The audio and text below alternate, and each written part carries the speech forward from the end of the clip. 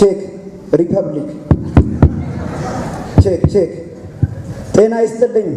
ይህ የታላቋ እህቴ ባል ነው።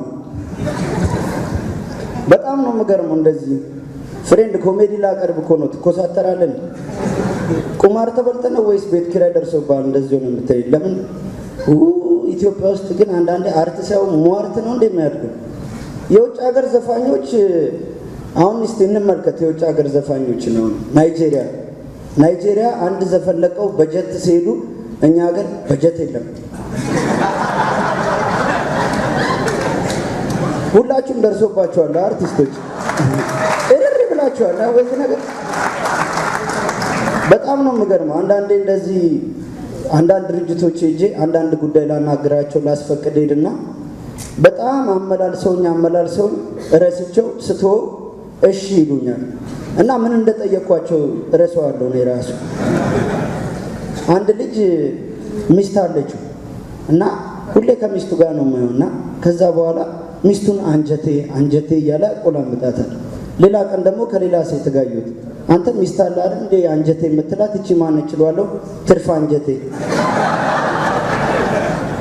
በጣም ይገርማል። አንዳንዴ እንደዚህ ቤት ቁጭ ስል አልባሌ ቦታ ከመዋል ብዬ ዝም ብዬ ሰፈር ውስጥ ምናምን አንዳንድ ቦታ ዞራለሁ። ጫት ቤት ምናምን አልባሌ ቦታ ላይ ድማ ለምን ለኔም ጥሩ አይደለም እኮ ለማይም ሰው ጥሩ አይደለም አይደል እንዴ? እና ዝም ብዬ ዘፈን እያዳመጥኩኝ ምን ይላል ሲመሽ ወደ ማታ የሚል ዘፈን ሰማሁ። ቀጥሎ ደግሞ ታክሲ ውስጥ ገብቼ ማታ ሰማሁ። አሁን ደግሞ በቅርብ ነይልኝ ማታ። ቀን ቢዚ ናቸው እንደ አርቲስቶቹ ምንድን ነው? በጣም ነው የገረመኝ። አንዳንዴ አርቲስቶች ጋር ሲባል ብዙ አይነት አርቲስት አለ። አንዳንድ አርቲስት አለ አንድ ስራ ይሰራና ይኮሳተራል። ምን ነው የተኮሳተረው ሲባል እንዴ በቲቪ ያላየው እንዴ ለዛ ነው እንዴ እኮ አላወኩም ነበር የሚባል አርቲስት አለ። ይገርማል በጣም የሆነት አይደል? አንዳንዴ ጥበብ በጣም መከበር አለበት ኢትዮጵያ ውስጥ። ደስ የሚለው ደስ ይላል። እንደዚህ ድሬቲውብም እንደዚህ ማዘጋጀቱ ይዘጋጅ፣ ገና ይብዛ። የኢትዮጵያ አርት ገና ማደግ አለበት። ለዛ ነው አንዳንዴ አርት ከማሳደግ አሪቲ ማሳደግ ይሻላል ብለው። ማን ነው የደወለው?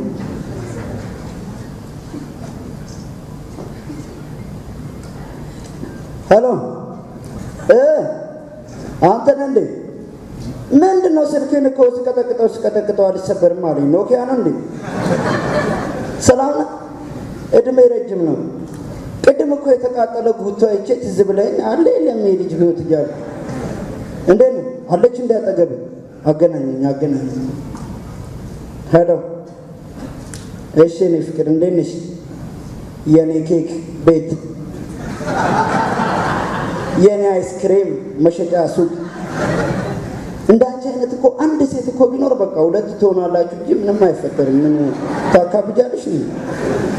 ሄሎ ድምፅሽ ይቆራረጣል። ምላጭ እየበላሽ ነው እንዴ? ነገ ለምን ፈታ? አሁን ትናንትና ስዝናና ነበረ ከተማው ላይ ፈታ ስል በቃ ስጨፍር ነው ያደርኩት። ክለብ ነበርኩ ከአዲስ ምናምን አሹ ስጋ ቤት ስጨፍር ነው ያደርኩት። በጣም በቃ ፈታ ብዬ እና በቃ እስቲ እደውልልሻለሁ። ስልክ ያለሽ አይደል? ቻርጅ አድርጊልኝ። ቶሎ ይዘጋብኛል ቻርጅ። እና አምና አሜሪካ ሀገር ነበርኩኝና በጣም ብዙ ነገር አይቼ መጣሁ። አንዷ ልጅ አሜሪካን ሀገር ሄዳ ፈረንጅ ጠብሳለች። እንዴ አንቺ አሜሪካ ደርሰሽ ለምንድን ነው የሀገርሽን ልጅ ያልጠበስሽው? ለምን ፈረንጅ ጠበስሽ ስላት ውጭ ሀገር እንዲወስደኝ። ደርሰሻል እኮ እላታለሁ። ውይ ለምዶብኝ ነው። አንዳንዴ በቃ ለውጭ ሀገር ያለን ነገር በጣም ያስደነግጣል። አሁን አነበብኩ ኒውዮርክ ካፌ፣ ቦስተን ካፌ፣ እንደገና ደግሞ ምንድነው ስሙ ካናዳ፣ ዋሽንግተን ሆቴል ምናምን። ቀስ በቀስ ኢትዮጵያም ውጭ ሀገር ልትሄድ እኮ ነው። ግን እየታወቃችሁ ነው።